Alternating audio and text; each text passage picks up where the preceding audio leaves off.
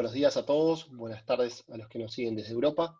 Es un gusto para nosotros en el GC Academy tener un nuevo webinar del ciclo de reconstrucción mamaria en COVID 2019, cirugía plástica resiliente, a cargo del doctor Alejandro Maciel Miranda. Próxima.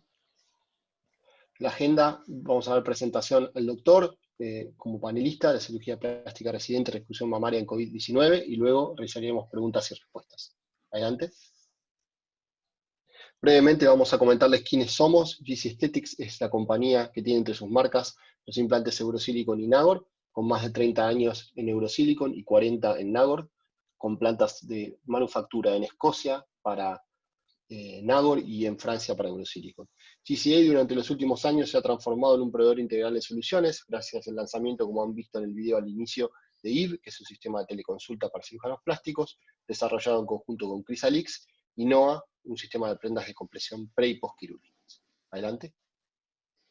Brevemente, el GC Academy, contarles qué es, a los que no lo conocen aún, es un programa de educación presencial y en línea que ofrece contenido exclusivo, curado por líderes de opinión nacionales e internacionales, y reconocidos académicos en cirugía plástica, estética reconstructiva, como el doctor Alejandro Maciel Miranda. Hemos tenido ediciones presenciales desde 2014 en América Latina y en Europa, más de 20 seminarios virtuales en este año 2020, durante la pandemia del COVID, y 60% de los inscritos a esos seminarios han sido hispanoparlantes. Mi nombre es Federico Estivala, voy a ser su anfitrión hoy, soy encargado del negocio de GC Aesthetics en Latinoamérica Sur, y para que vean lo importante de la participación digamos, de los cirujanos hispanoparlantes dentro de la composición del GC Academy, pueden ver la cantidad de países que actualmente hoy aportan suscripción de médicos a el GC Academy. Adelante. ¿Cómo hacer preguntas? Muy importante, ya que afortunadamente somos muchos. Les pedimos a todos los doctores participantes, por favor, dejar sus consultas escritas en el sector de Q y A, que está resaltado en la pantalla, para que luego el doctor la pueda contestar al final de la presentación. Adelante. Formalmente lo voy a presentar al doctor Alejandro Maciel Miranda. Muchas gracias, doctor. El doctor es cirujano plástico, estético y reconstructivo. Ha realizado estudios de cirugía general y cirugía plástica en la Universidad de Guadalajara y un fellowship de microcirugía y reconstrucción mamaria en Halifax, Canadá, en el Dalhousie University. Médico adscrito en el Instituto Nacional de Cancerología en Ciudad de México entre el año 2014 y 2019, e implementó el programa de alta especialidad en reconstrucción oncológica y microcirugía. Coordinó además el área de cirugía plástica de la Asociación Mexicana de Mastología entre el año 2017 y 2019, y es promotor de la reconstrucción mamaria e iniciador del abordaje de decisiones compartidas en México. Muchas gracias, doctor, le damos la presentación, y también antes de iniciar, también le agradezco a GBI, Grupo Venta Internacional, nuestro distribuidor socio exclusivo en México, por también la colaboración. Adelante, doctor, muchas gracias. Gracias, ¿qué tal? Saludos a todos. Bien, vamos de lleno a comenzar con la presentación. ¿Qué es la resiliencia? Es la capacidad que tenemos los seres humanos de adaptarnos o de sobreponernos positivamente a situaciones adversas.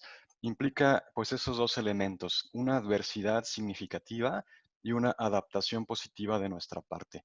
El término viene de la resiliencia de los materiales, como puede ser algo muy duro como el acero incluso, que al tratar de doblarse regresa nuevamente a su forma. Y así debemos ser nosotros, o sea, evitar deformarnos o afectarnos por situaciones adversas. ¿Y cuáles son estas situaciones adversas? Bueno, todos sabemos la pandemia del coronavirus, declarada así por la Organización Mundial de la Salud, pero no solo eso, y no voy a meter tanto en eso, en la pandemia, pero tiene una afectación en la esfera de salud, en la esfera económica y en la esfera social. En cuanto a lo económico, bueno, en México se prevé algunas predicciones en que tengamos una pérdida del 10% del Producto Interno Bruto.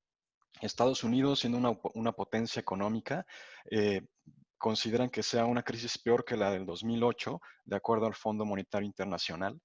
Esto va a traer pues que clínicas y negocios cerrarán, habrá una pérdida de trabajos, traerá también un distanciamiento social que pudiera prolongarse incluso hasta el 2022.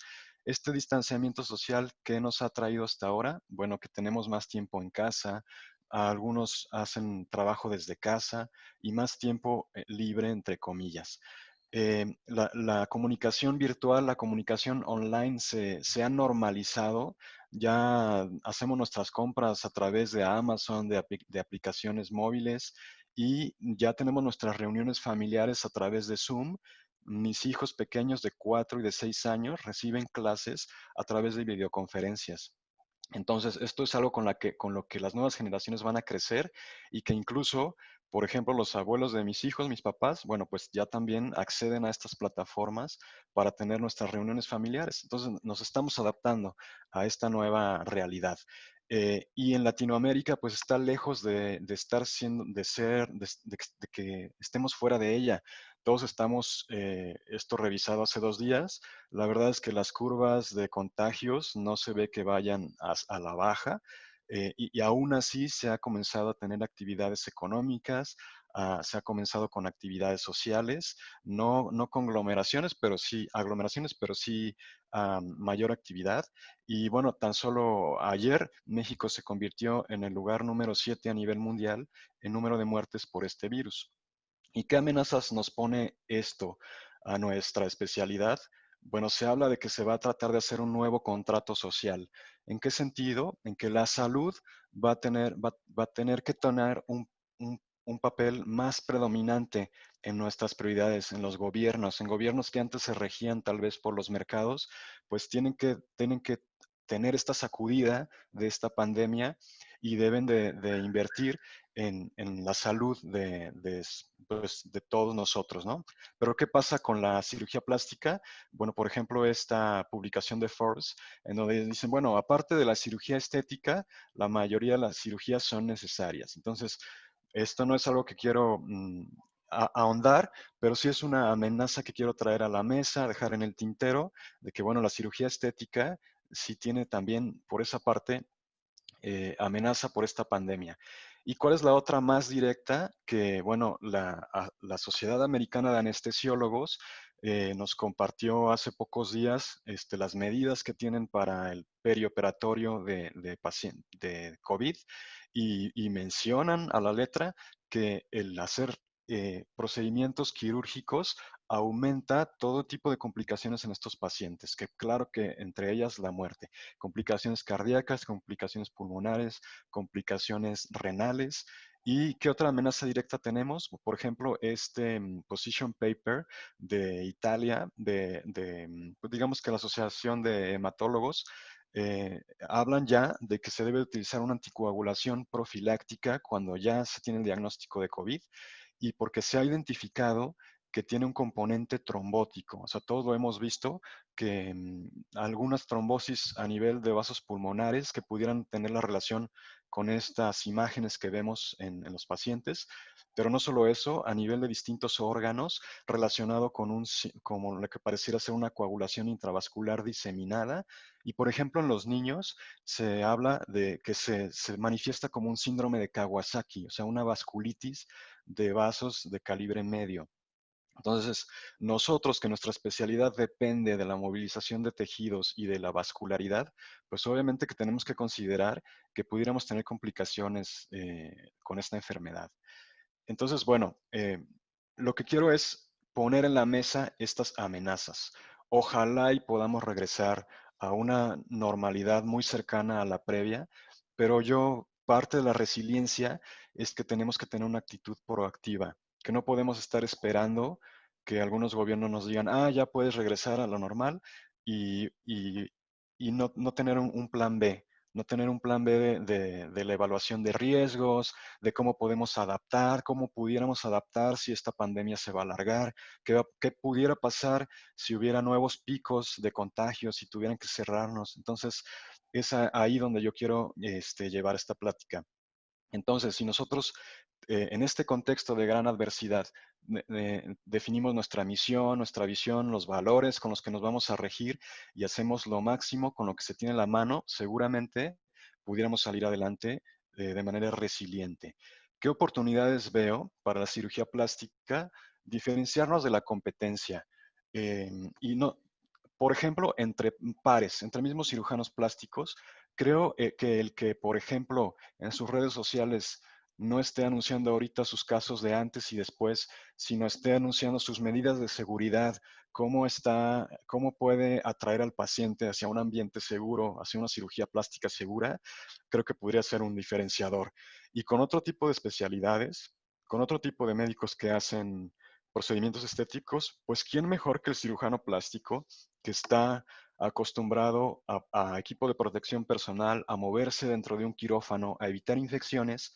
¿Quién mejor que él, el que pueda llevar este tipo de tratamientos en un ambiente en el que pudieran infectarse los pacientes?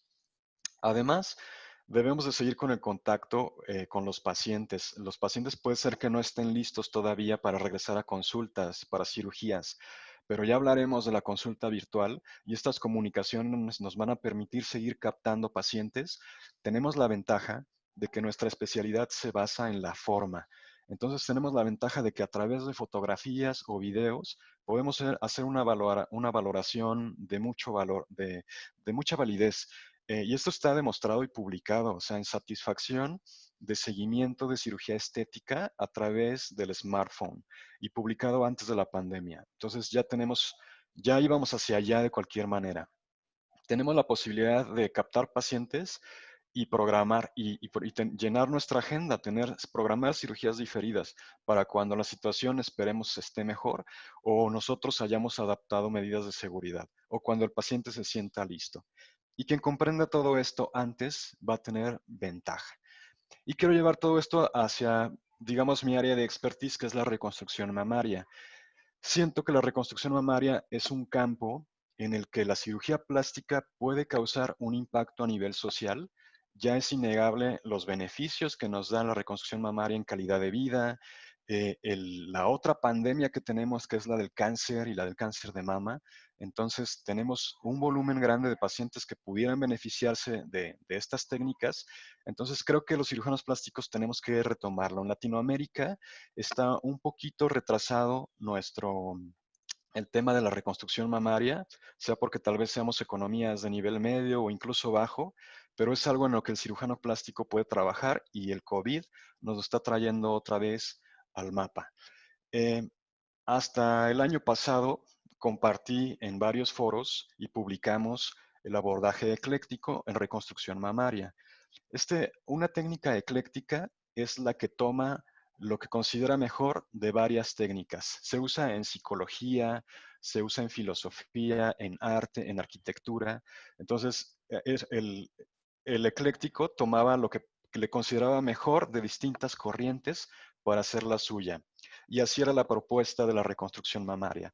Comenzaba con una estimación de riesgo que se hacía a través de un website, Brascore, un abordaje de decisiones compartidas, algo muy en boga, en el cual la paciente ya no se considera desde un punto de vista paternalista.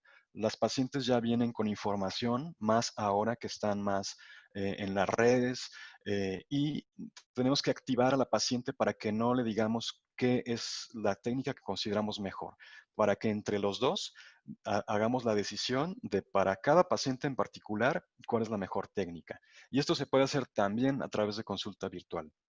La técnica quirúrgica que proponía pues era el estándar de oro, el state of the art, tratar de hacer colgajos microquirúrgicos sensibles. Entonces, eso es uno de los puntos que propongo cambiar en esta pandemia. Y la evaluación con BreastQ. BreastQ es una escala validada de calidad de vida y de satisfacción. Y hay la traducción al español. Entonces, es parte de toda esta corriente de PROM, de Patient Reported Outcome Measures, de medidas de resultados reportados por los pacientes. Puede ser que lo que tú consideres bueno no sea tan bueno para el paciente y además cómo evalúa, cómo vivió el proceso. Entonces, yo en el abordaje COVID propongo darle un muy gran peso a la consulta online y sobre todo 3D en nuestro caso de cirugía de mama, seguir con el abordaje de decisiones compartidas. Ya cambié a que no voy a hacer la técnica que probablemente sea más refinada. Voy a tratar de hacer la técnica que ofrezca menor estancia hospitalaria y menor número de cirugías para que la paciente no la sometamos a un riesgo de ir a un hospital o de someterse a la misma cirugía. planeación quirúrgica, protocolos ERAS, que ya les platicaré un poquito, e igual evaluación de la paciente a través de BreastQ. ¿Por qué? Porque es un control de calidad, que sepamos cómo nos va, cómo nos califican. Esta consulta virtual, ya decía, no es algo nuevo. Se usa en pacientes que tienen una sobrecarga de sus sistemas, como puede ser la India, en donde favorecen así el acceso. En países nórdicos, en donde puede ser difícil el acceso por geografía, y tanto que hay muchos sitios online de consulta virtual. Incluso hay tabulaciones en Norteamérica para que tú hagas tus cobros de hacer esta teleconsulta. Y en México, bueno, también se está hablando ya de la adopción de Digital Health hacia los retos del COVID, pero se está viendo como algo innovador todavía. O sea, no se ha entrado en que ya tiene que ser algo en lo que comencemos. ¿Cómo le he hecho yo? Bueno, yo por cuestiones personales he trabajado en distintas ciudades y por eso es que tengo cierta experiencia con la consulta virtual. Puede ser a través de Zoom. Chrysalix ya nos da la opción de hacer una videoconsulta a través de Zoom por la misma aplicación. Nos permite compartir el escritorio como estamos haciendo para este webinar. Entonces podemos explicar las opciones a la paciente con imágenes y hacer la toma de decisiones compartidas. Em, por ejemplo, esto es a través de fotografías, la simulación de una cirugía mamaria, no reconstrucción, pero va en el mismo sentido. ¿Y cómo puedes hacer tú, por ejemplo, la duplicación de la mama contraria para hacerle la simulación de la reconstrucción a la paciente? Puedes mandarle por WhatsApp o antes por un correo cuáles son las características de las fotografías que necesitas, 3 fotografías, para que te las envíe y tengas lista la simulación al momento de la consulta. O incluso la misma paciente puede hacerlo a través de la aplicación de Chrysalix y tener acceso abierto a su simulación. Este es el caso que vamos a comentar. Esta paciente me envió sus fotografías para hacer una simulación de una reconstrucción mamaria. El software te permite mantener lo que sería, digamos, la piel nativa, como si colocaras un expansor para explicar las distintas etapas de la cirugía. Te permite además hacer mediciones, el ancho del implante, la altura, la proyección, el volumen. Gracias a su algoritmo, esto lo puedes hacer con las fotografías que te manda la paciente. Pero es más preciso cuando lo haces en una segunda consulta o en el preoperatorio ya con el escáner. El escáner se monta en el iPad, es un escáner de mucha sensibilidad, se utiliza para diseño industrial. Entonces, el volumen que tú tienes escaneado es como si hubieras hecho una tomografía y es el volumen que puedes manipular. Em, una de las opciones nuevas que me gusta, un poco también más ya sea en la reconstrucción o en lo estético, pero es que la paciente puede verse con su cara y sus brazos, su cuerpo completo, que no lo muestro aquí completo por la paciente, pero se ve y entonces tiene una mejor imagen integral de cómo sería al hacer la modificación con esta cirugía plástica que estamos ofreciendo. Este es un ejemplo, una paciente que un compañero había puesto un expansor, llega conmigo para hacer el recambio.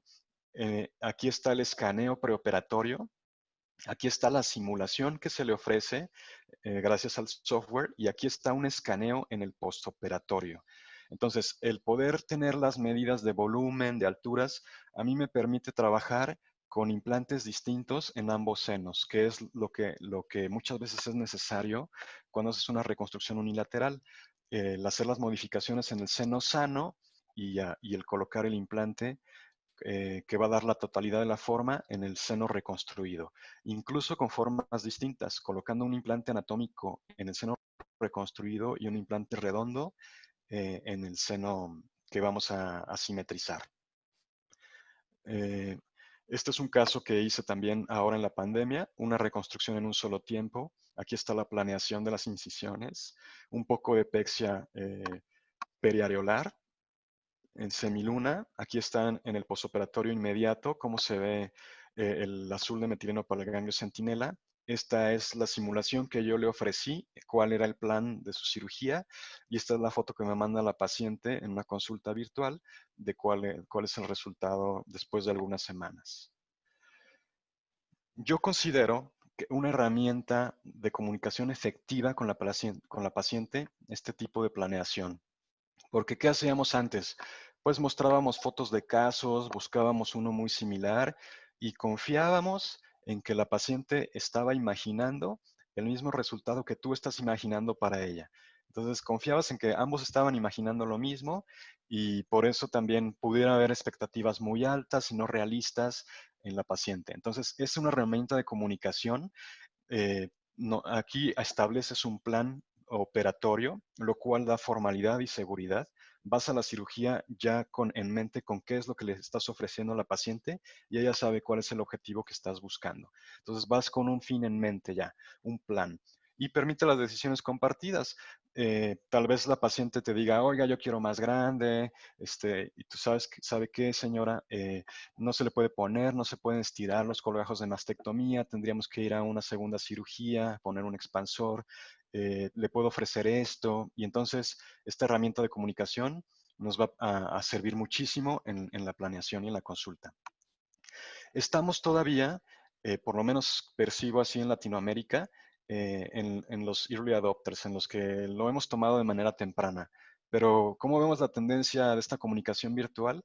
Yo creo que va a tomarse por muchos de nosotros este tipo de herramientas y quien lo tome de manera temprana, pues va a tener una ventaja sobre los que no, sobre los que se están tardando, sobre los que lo van a hacer cuando ya quieren cierta conveniencia, cuando ya está aprobado por todos los demás. Entonces, considero que todavía estamos en tiempo de diferenciarnos. Y en este abordaje ecléctico, bueno, ya proponía yo, obviamente es muy extensa esta diapositiva, es como más de 20 opciones para reconstrucción, pero antes se definía básicamente, bueno, le vamos a colocar tejido autólogo o materiales aloplásticos. Y considerábamos ya implante, expansor y matriz dérmica.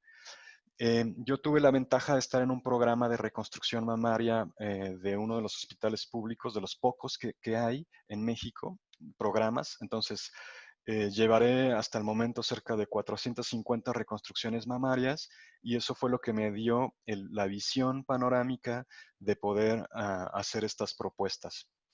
Ya tenía yo en mente la reconstrucción linfática, comencé a hacerla desde más o menos el 2018, pero ya se hablaba de manera tardía.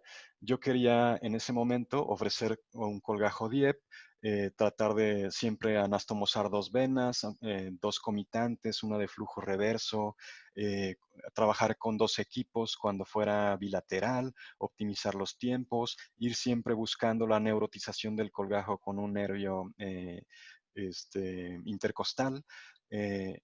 Ya hablábamos de cirugía del linfedema, llevábamos ganglios en el mismo momento en que se llevaba el tejido para la reconstrucción mamaria. Comencé a entrar un poco en la cirugía linfática. Primero rentábamos la cámara, ya compramos una cámara. Entonces, bueno, esto me da el panorama también general, también de las técnicas linfáticas. Pero ¿qué me di cuenta al hacer la valoración con BreastQ? Que teníamos un apartado que era el de bienestar físico, en donde bajábamos, o sea, no podíamos ni siquiera conservar lo que era el objetivo. La mayoría de las pacientes refería molestias físicas, limitación física, un dolor constante, y nos dimos cuenta de que era por la elevación del serrato. En aquellas técnicas que usábamos una cubierta submuscular completa, el usar el serrato dejaba un dolor crónico, el sentir que se encaja el implante ahí de manera permanente, cuando se acuestan sobre ese lado y el dolor al hacer movimientos o esfuerzos con el brazo afectado.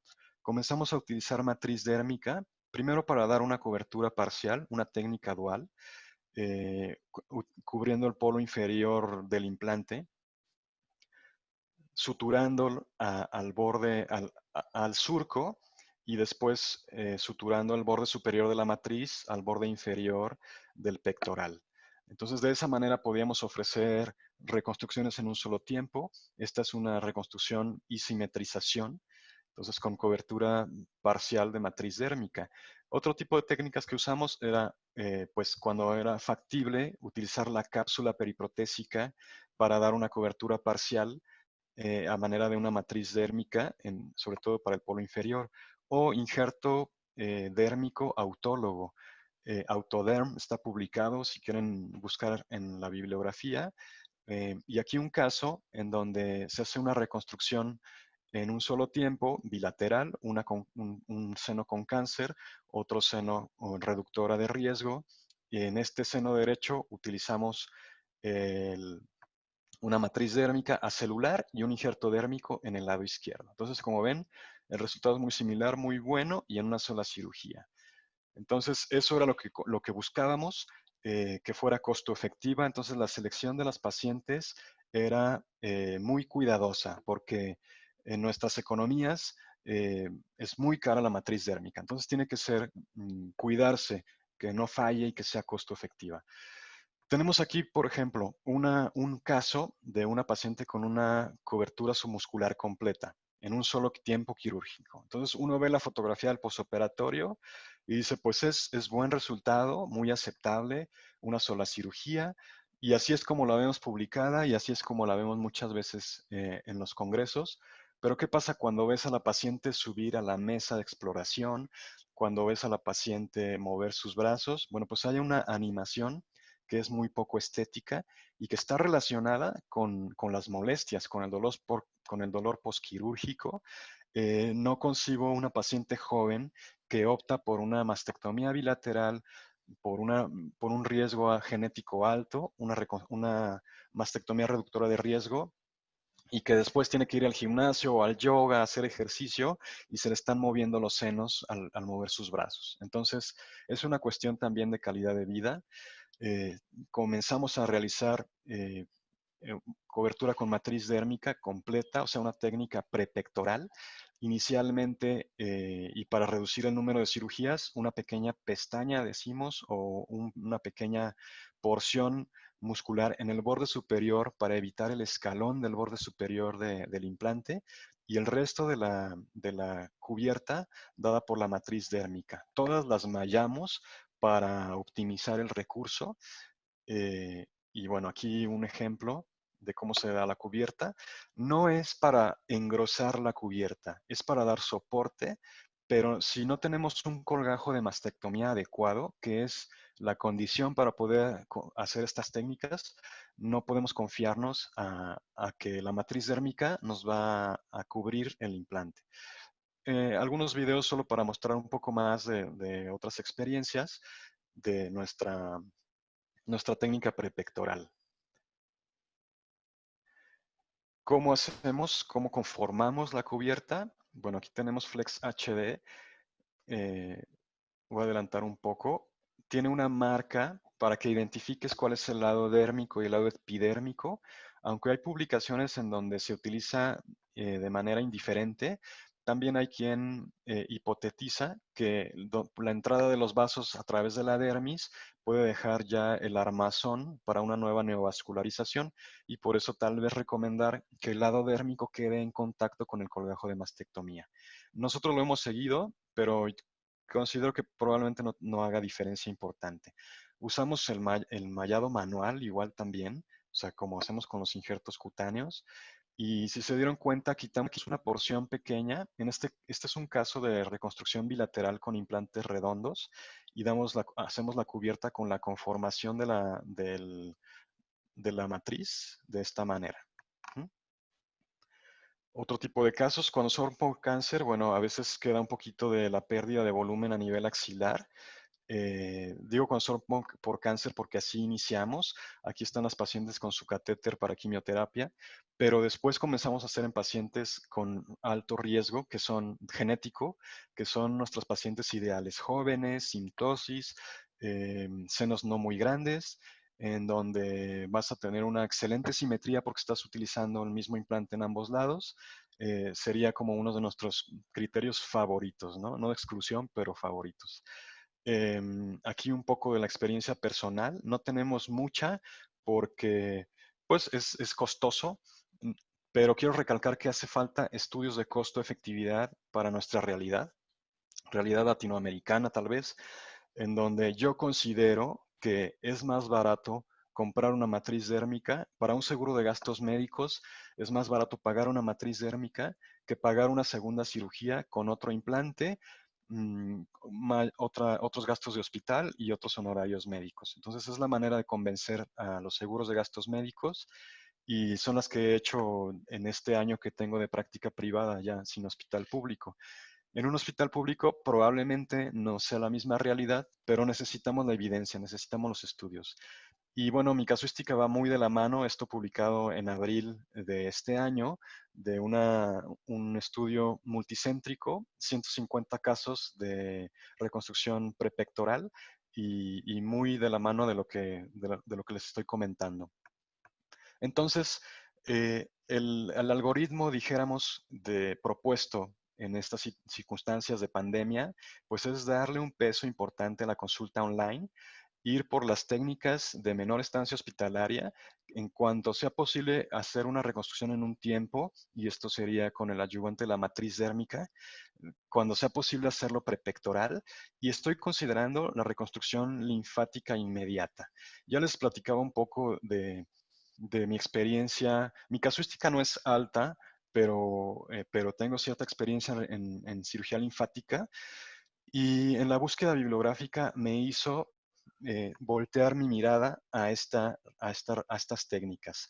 Publicadas en el 2011 por el doctor Bocardo, él lo publicó como LINFA, que significa, es un acrónimo de Lymphatic Microsurgical Preventive Healing Approach, y él lo publicó, tuvo un grupo comparativo, publicó después un seguimiento a 3 años y redujo el linfedema del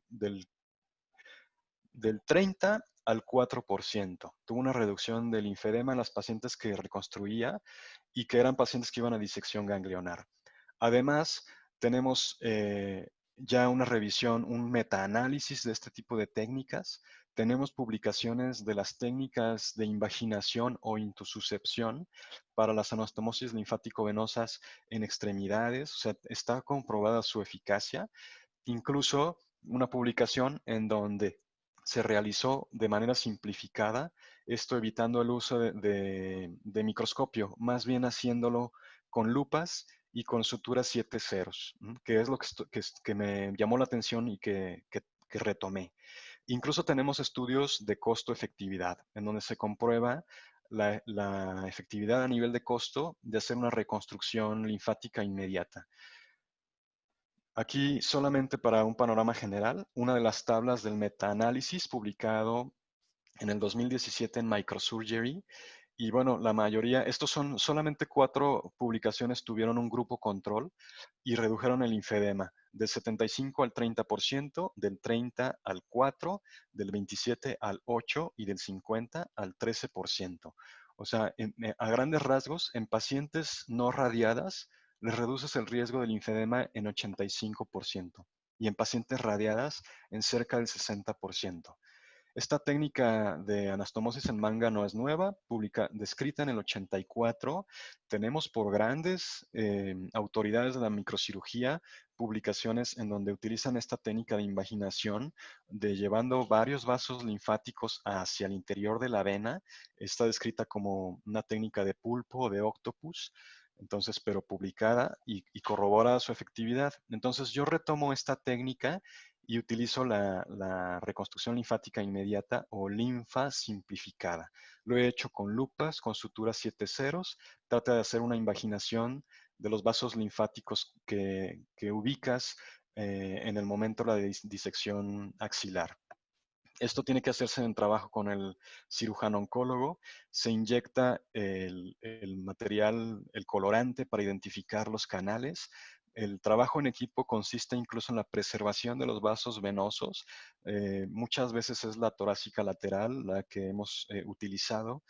Y se identifican. También pedir al cirujano que identifique los vasos que se cortan, que los clipe o que los ligue para que los tengas ubicados y tú puedas llegar a hacer la anastomosis.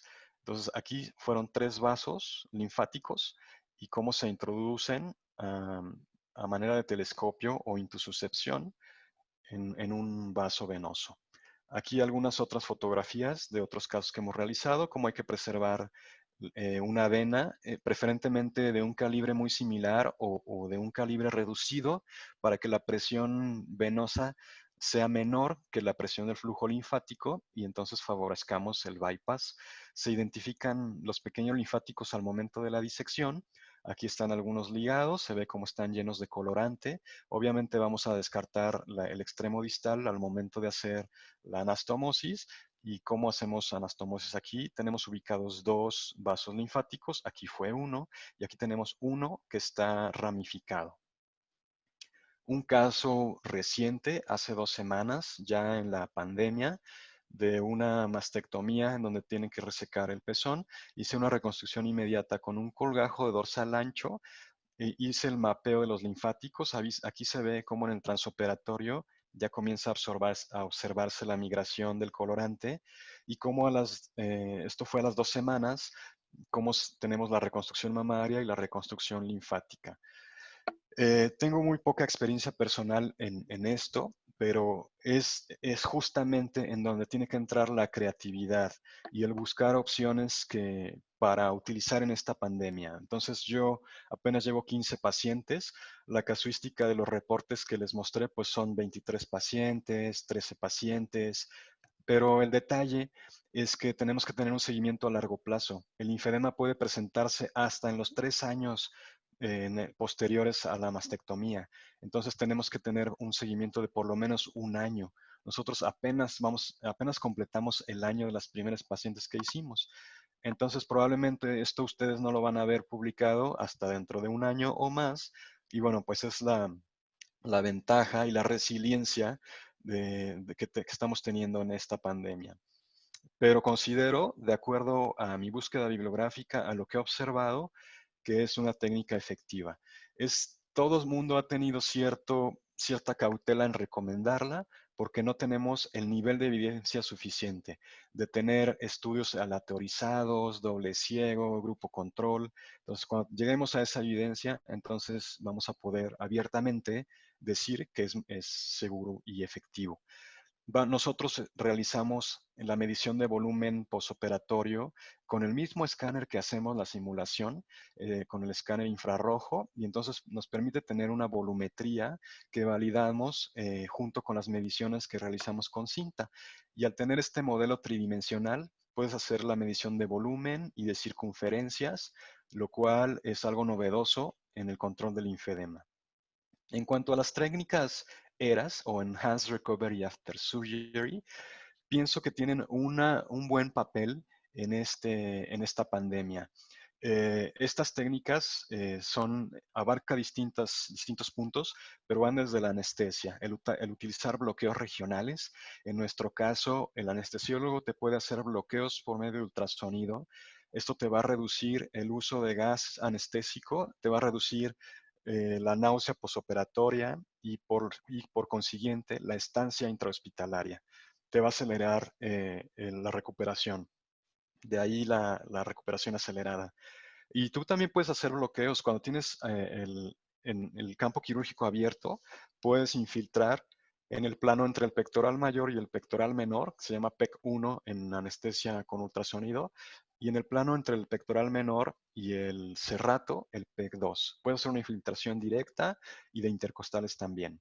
Y otro de los aspectos que utilizamos es reducir el ayuno preoperatorio. ¿Cómo lo hacemos? Con una carga de carbohidratos, una bebida alta en fructosa, que aquí entre nos puede ser un Gatorade, hasta 3 horas antes de la cirugía. Eso va a reducir el ayuno con la carga de carbohidratos y va a reducir el estado catabólico, por lo cual la recuperación también se va a ver favorecida. Entonces, pues traté de hacer una adaptación de mi manejo que había estado promulgando como ecléctico hacia este abordaje en donde damos un gran peso a la consulta virtual y a las técnicas que nos favorezcan una menor estancia hospitalaria y un menor número de cirugías. Un panorama general de lo que propongo y que tiene un papel la reconstrucción linfática inmediata. Y bueno, ya casi terminando, basados en este libro que ha sido un hito que se utiliza mucho en las empresas, en la dirección empresarial, pues, tomar los 7 hábitos de la gente altamente efectiva para ser un cirujano plástico resiliente y altamente efectivo en esta pandemia.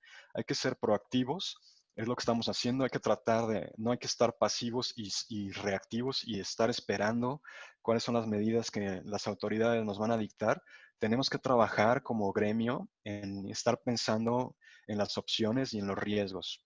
Comenzar con un fin en mente, que es la planeación prequirúrgica y el compromiso que haces con el paciente del plan. Esto debe de darle certeza de que ya vas con un plan trazado. Primero lo primero, y primero es la seguridad y la salud. Entonces no podemos arriesgar y pensar que podemos actuar de misma forma. Hay que pensar en ganar, ganar. Hay que ofrecer también a la sociedad que la gente, que los pacientes ganen con nuestro trabajo, así como nosotros ganamos en satisfacción y claro que en ingreso. Hay que comprender primero las necesidades de la paciente, que serían las decisiones compartidas. Hay que hacer sinergia, lo cual considero muy importante como gremio. Probablemente aquí entra el papel de las clínicas monovalentes, clínicas de cirugía plástica sin pacientes COVID para poder hacer cirugía estética y estar unidos como gremio para estos riesgos en los que vamos a caer, ¿no? Y hay que afilar la sierra, hay que tener un hábito de mejora continua. Esta pandemia nos ha permitido tener más webinars y más conferencias que si llevamos 2 meses de congreso, entonces nos está favoreciendo. Y bueno, el cirujano plástico se caracteriza por su creatividad. Entonces, esta creatividad nos va a ayudar a ser resilientes con este reto de la pandemia del coronavirus. Y bueno, pues vamos a pasar a las preguntas y cuídense mucho.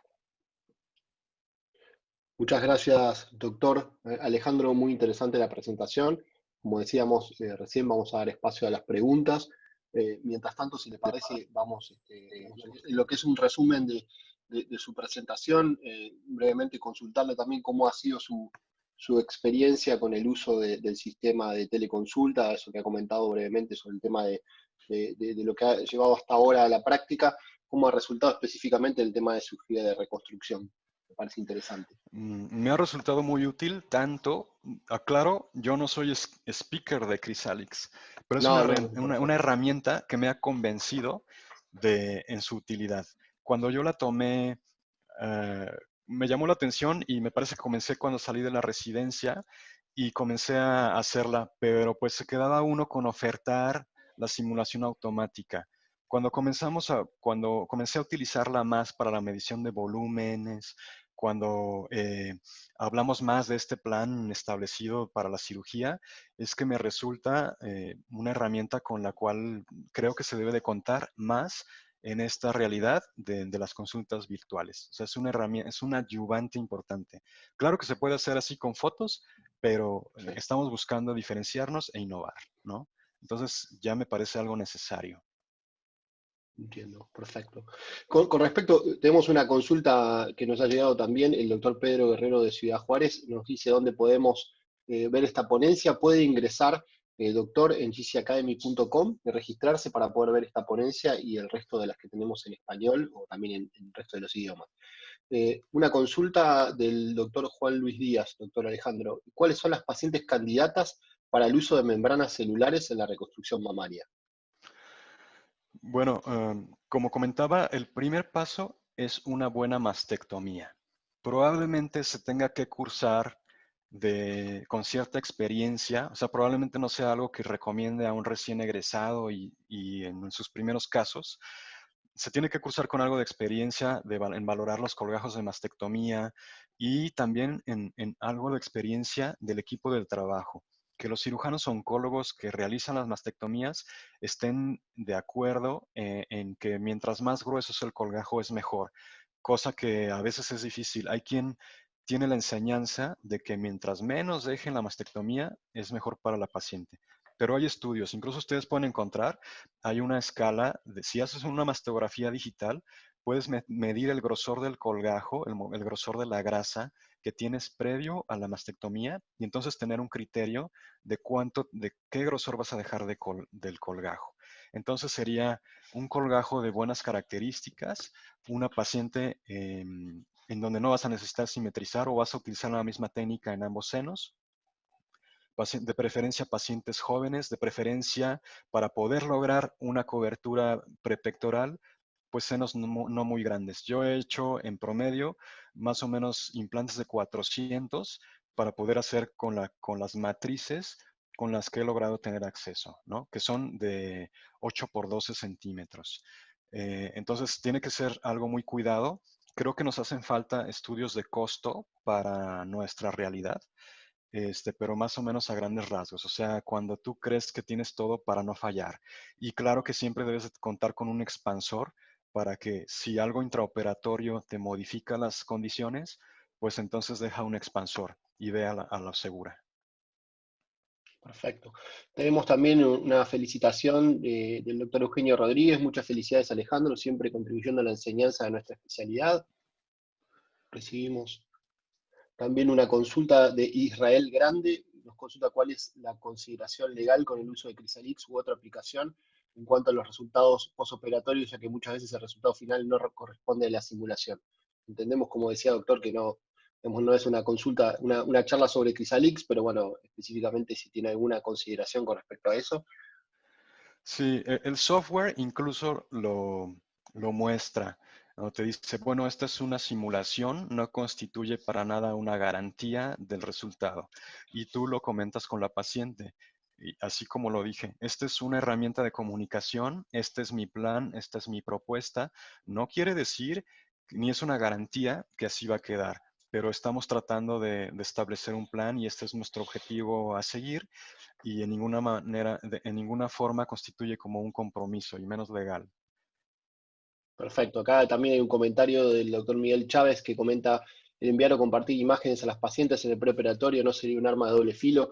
Creo que es lo que acaba de contestar el doctor, exactamente, que es una simulación y que está obviamente cubierto dentro de la información que la paciente acepta, digamos, en el preoperatorio, que esto es una simulación y no es un resultado, digamos, exacto a lo que pueda llegar a ser un postquirúrgico. Con respecto al tema de su presentación, doctor, que me pareció súper interesante y además uniendo con la moderación que usted brindó el viernes pasado para la charla del doctor Planas, que estuvo muy interesante. ¿Cómo considera que estamos en Latinoamérica hoy en el tema de los protocolos para cirugía reconstructiva, para la vuelta de la cirugía reconstructiva en el proceso de COVID? Yo creo, bueno, puedo hablar con respecto a mi realidad, ¿no? Porque la Sí, pandemia, pues va en distintas etapas, en distintas, incluso ciudades o estados en un mismo país. Pero yo creo que nos dejan en un vacío, o sea, hacen recomendaciones en donde muchas veces recomiendan, pues, comenzar hasta que se considere seguro, hasta que las sí, autoridades han dicho que vamos en descenso o que estas recomendaciones se deben ajustar a lo que nos digan las autoridades. Entonces, no hay en realidad un respaldo en esas recomendaciones. Y por eso, en este tema, yo hago la propuesta de ir a lo seguro. O sea, mm, fue compartido en un webinar un caso como anécdota, pero, pero hay quien refiere que al hacer injerto graso en un segundo tiempo de una reconstrucción, presentó necrosis, que no sabía qué pasaba, que parecía que una paciente que fumaba mucho, pero ella no era fumadora, y después hicieron las pruebas y resultó positiva a coronavirus. Entonces yo creo que estamos en un terreno todavía arriesgado y de ahí mi propuesta de ir a lo seguro, de ir al sí. menor tiempo quirúrgico, al menor tiempo hospitalario. Por eso creo que el cáncer nos permite comenzar con estas medidas porque el cáncer es algo que no vamos a retrasar a cuando termine la pandemia. Es algo en lo que estamos contribuyendo y bueno, de ahí mis recomendaciones, ¿no? Excelente. Me parece realmente claro. Una consulta más del doctor Silverio Fernández Galán, que dice: felicidades por el abordaje integral, propuesta adecuada. ¿Consideras que debería haber un consentimiento especial por utilizar la videoconferencia? Creo que no debería, no creo que lo haya. O sea, no creo que sea necesario. Mm, no estás estableciendo un compromiso legal, lo estás, de manera verbal lo estás estableciendo. Probablemente pudieran agregar el consentimiento informado que la simulación no es una garantía de resultado, ¿no? Pero la paciente o sea, el mismo software le da el acceso abierto y para que lo comparta con las amigas. O sea, es un plan, este, una prospección, ¿no? No es una garantía en ningún momento. Es algo que se le está ofreciendo y por eso también entra el que tú sepas manipular el software, que no hagas una Claro. simulación automática, sino que tú ofrezcas lo que crees que puedes lograr, ¿no? Tampoco es una mercadotecnia falsa de vas a quedar como modelo, y vas a quedar No, mejor con tus senos reconstruidos. no, y además es también un poco el proceso que venimos viendo a todo nivel, ¿no? Desde, como usted mencionaba, desde los bancos hasta las compras online, todo ha ido yendo hacia el lado tecnológico, así que también creo que es un paso que la especialidad y que la medicina está dando, ¿no? El tema de la consulta virtual. Sí, y yo creo que parte de esta desconfianza es justamente que todavía no entramos en el carril, no nos subimos al tren de la consulta y comunicación virtual, porque incluso los softwares tienen protección de datos. Hubo alguna controversia que ya se superó en que si los servidores están en China o algo similar, tienen ya protección de datos personales. Y bueno, yo creo que es una tendencia imparable. Entonces sí creo que hay que subirnos. Exactamente. Bueno, muchas gracias, doctor. Si le parece, vamos a ir cerrando el webinar, que creo que ha sido muy, muy interesante y muy fructífero, comentándoles a todos que se pueden registrar los que no lo hayan hecho al gcacademy.com y pueden ingresar para pedir el certificado de participación de esta plática y además de eso poder ver todas las charlas y webinars que tenemos online grabados en el idioma español, tanto como les mencionaba antes, en inglés, italiano y el resto de idiomas. Así que muchísimas gracias, doctor Alejandro Maciel Miranda. Ha sido un gusto tenerlo con nosotros. Les invitamos a todos a que estén conectados con GC Academy para próximos webinars. Hasta luego. Muchas gracias.